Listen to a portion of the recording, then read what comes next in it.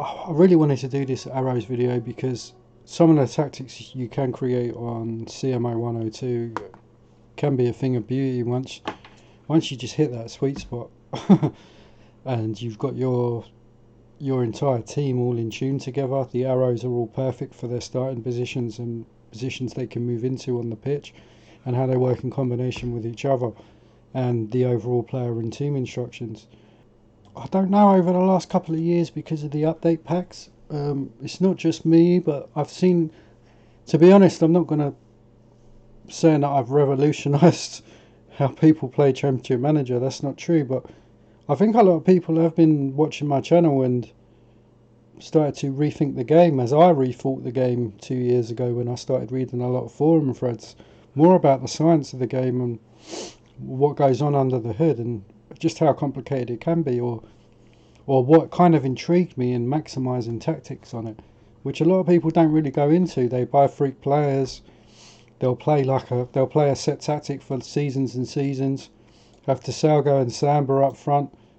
Sure, it's fun to do that, but it gets repetitive after a while, and you start wanting a challenge, don't you? So that's why I play the game as I do. I set restrictions. I make the game to a level which I enjoy, where the AI is competitive against me. That's why I play like non-wibwob. Even the goalkeeper, I don't even wibwob.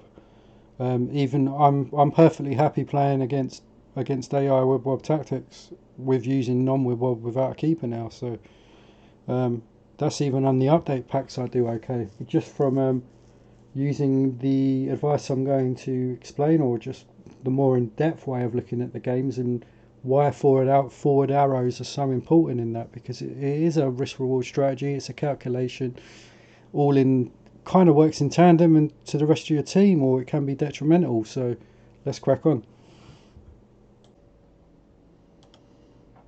Right, the first things you've got to consider with arrows is your basic shape of your team, what players you have in your squad, what players you can rotate, what players can play where, so you can kind of set the tactics. Say I was playing a 4-4-2 with Man United, so I had injuries and this was my starting 11 and I wanted to play a 4-4-2.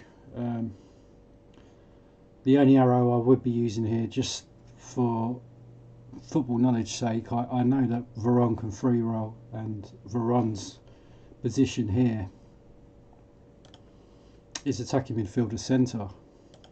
For some reason, wide cutting in, how would you kind of set up Veron here in a 4-4-2? You want him to be your main outlet. You'd probably set him as playmaker. You want the arrow coming into his favoured position. You'd want to take him off marking entirely. You'd want him to roam, and then do Veron-like stuff, whatever settings you want him on.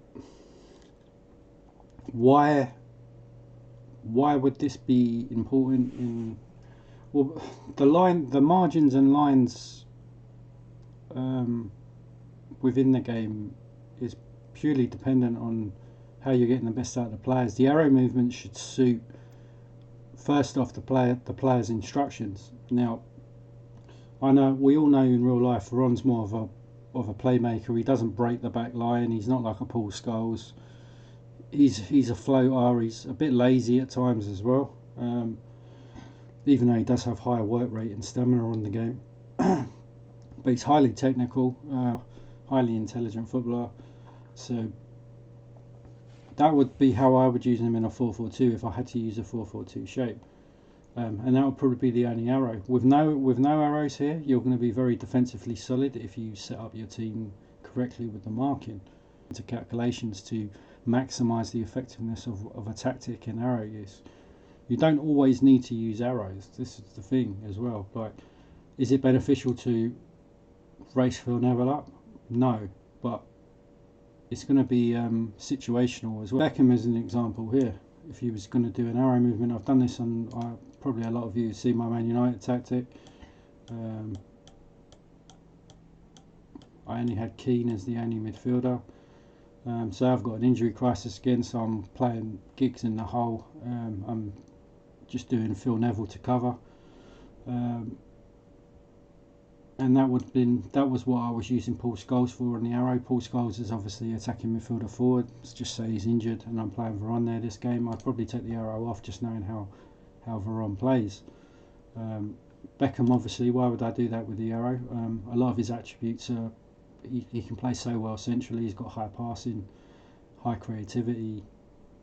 He's just he can basically play a deep lying playmaker, or he can play a winger. So you've got that option there. Hybrid in him makes a lot of sense. And obviously he's not going to get any match engine penalties because he can probably play both positions naturally. 16 or 17 in the hidden data for his safe midfielder centre. Compared to midfielder right, he might have 20. It's always out of 20, obviously, for how good they are at a certain position. So, like that. So, if we're using Beckham there, things to calculate with the arrows, obviously, as well. So, say you've got a marauding. Say you've got, like on my PSV save at the moment, which I've got on the channel, where Wilfred Boomer I've got like that. Why? Because he's a defender, defensive midfielder, forward left. It just suits his arrow movements. And why is he so defensively solid at the same time? Because I don't have him on forward runs. I have him on hold up ball for safe possession. And these will suit his attribute sets as well. He's strong, he's athletic. He's not that great technically either, so I don't want him doing anything too outrageous. Sometimes I take him off cross ball, depending if I'm playing Kesman up front or not. If I'm playing Wenger, Hesselink or Huntelaar, I'm more likely to have him on cross ball. What do I do for marking? I leave him on zonal, even though I've been tempted to completely take him off marking. Players that have covered positions when I've used a winger there or a forward left, like an AML forward left or a midfielder left, forward left or whatever, that covered the position for the arrow movement. If Boomer got injured, then I'd change the instructions again. I'd make them more like I'd give them more winger instructions more than a complete wingback instruction. So yeah, what else is there to say really? Yeah, getting the arrows right in the flow of your team, you'll know from the signs are. If you're a big club and you're getting to the later stages of the Champions League and you're continuously losing, the margins become a lot smaller. So those tight games, you need to be getting the arrow movements correct. You need to be in combination with the player instructions and overall team instructions and flow of the team, and that takes a lot of time to get your team right. Sometimes it can take 2 seasons, even if you've got a whole squad of world-class players. At the end of the day, it doesn't matter if you've got a whole squad of world-class players. If their attribute sets aren't matching up and you've got your arrows all over the place, or you're just using arrows where you shouldn't, like say for example, I don't know, this is a very basic, this is a basic mistake I see with a lot of other football manager, championship manager players. This is one of the favourite tactics, isn't it, obviously, on the game. Where you're going to get match engine penalties. Say you're away at Roma in the semi-finals in the Champions League, which are probably the toughest team to play first season. You're going to get it with Irwin. You're away from home, so Irwin's going to have some kind of match engine penalty. Yeah, you could probably naturally play wing back to some degree in the hidden data, but his interface is saying that unless you're going to retrain him to play wing back, he's more likely is that he's going to get a match engine penalty, especially up against the quality of Roma. So if they've got Totti cutting in, or they've got, I don't know, Cassano or whoever they're playing, or Montella who drifts all over the place, you don't know what they're going to be playing. So would you take the arrow off for that big game? It's probably sensible you do, because you just know for a fact you're not going to get match engine penalties for doing that. He's going to play as he was set to play in the game, and you don't have to worry about it. The midfielders as well. I see a lot of people do this with just MCs on the interface screen, and they've all got their arrows up. Yeah, sure, it's going to be. You'll probably get away with it against weaker teams at home in the Premier League. But again, if you play that away from home, you've only got one holding midfielder, and you're basically playing. I don't have one attacking midfielder in that midfield, and all the arrows are into the hole. Away from home, you can only imagine how bad the match engine penalties are going to be.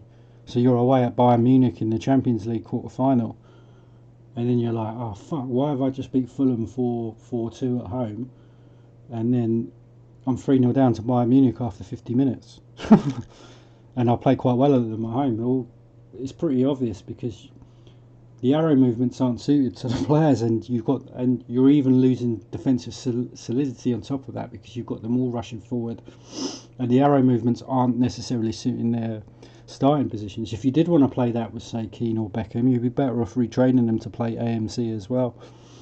Yeah, I'm not actually sure what else to. It's kind of one of them things, you just get a flow for your team as the season goes on. There's things you've got to try out with arrows. Like, I use arrows like in a scientific way. Like if I've got a defender attacking midfielder left and it shows it on the interface, I'm always using the arrows up. You can still keep them defensively solid, as I said. You can obviously still set them as man marking. Forward runs is huge as well. If you've got an arrow going all the way up, they're going to be hyper attacking if you add forward runs onto it as well. They're basically going to be in the transition position, and they're going to be looking to make a forward run as well. If you've got the player attributes, if you want to play a more safer, patient kind of game, you'd be better off having it run with ball, hold up ball for that player. So he's not going to get positional penalties, and if he's got the attributes as well for recovery, you're not risking too much using the arrow movement, even though it looks very attacking on the interface.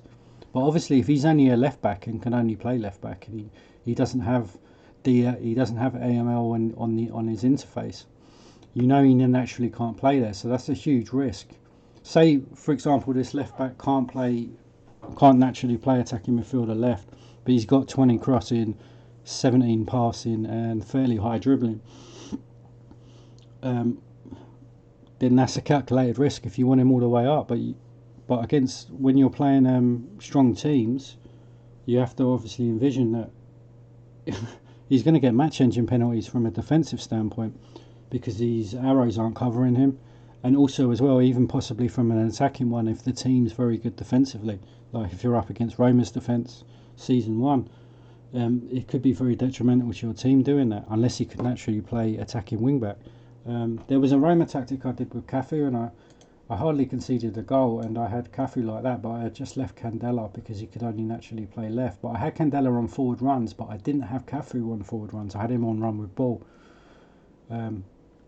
But the balance was really nice. Candela was still affecting the game, but obviously he was on forward runs, and Cafu wasn't, but he can play the arrow movement, so it kind of suited Cafu and it suited Candela. It's all about balance on your team, calculating the player instructions, your player attributes, all to your team strategy, and getting the full effectiveness of the arrow movements. Levels of understanding on the game, and I'm not saying it in a way where you're stupid if you don't know this, but I only found out myself 2 years ago because I started reading about it, because I started to get really interested more so in the side of the match engine and understanding tactics, and the match engine penalties really made me think about older tactics I was playing and being really silly. Like I used to make that mistake with the old favourite formation there, using Lee Bowyer there. Like he's in a midfielder right centre, and I was thinking, oh, the arrow's only going to help him because he's moving forward. It doesn't work like that, because he's going to get match engine penalties on certain games, and they're going to be magnified even further on certain games. Like I said, tougher away games, they're going to be penalised because they can't naturally play the arrow movement. So then you've got two options: you either retrain the player, or you change his player instructions where he can still be as attacking, but just leave the arrow.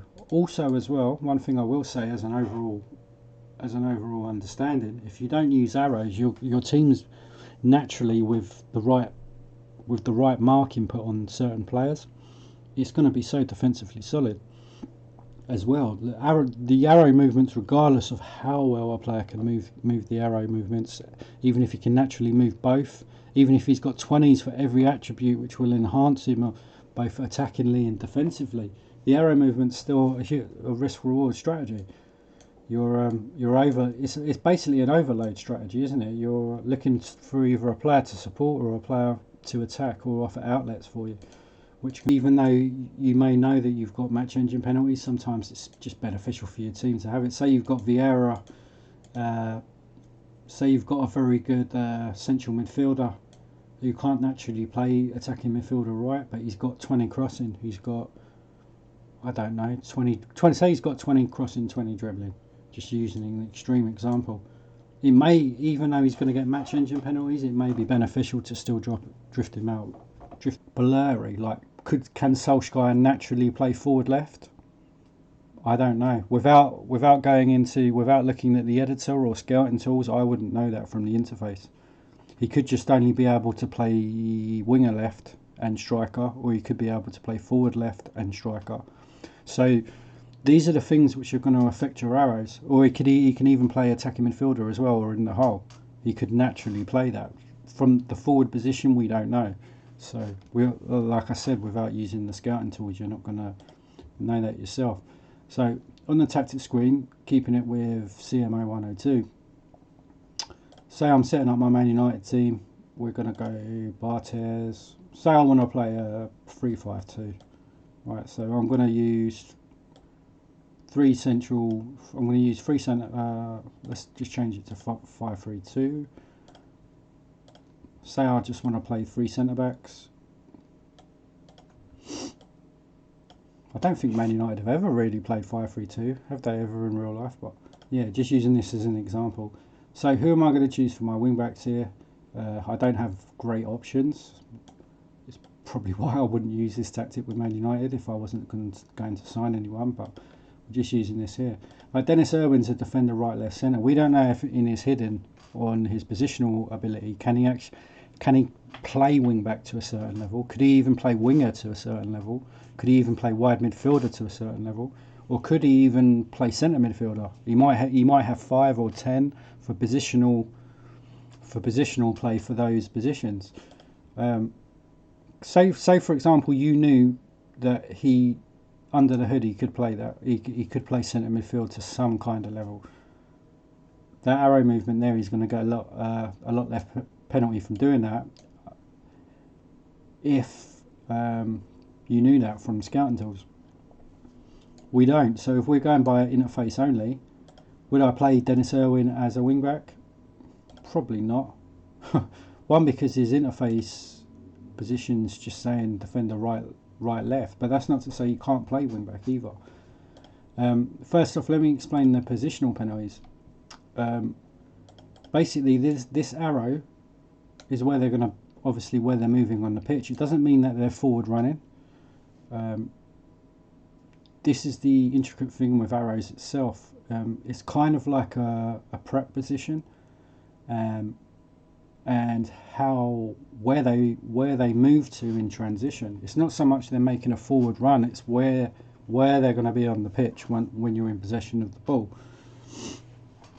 So the WebWeb screens kind of show that. So if we're playing attacking wing backs both sides, obviously you can see with the ball, when you're in possession, they're pushed right up. As you know, some of my tactics for certain players, I do push them all the way up. Some fullbacks I just sit entirely. These are all calculations I make in terms of the balance of my team compared to the attributes of other players, or attribute sets I want playing off of each other.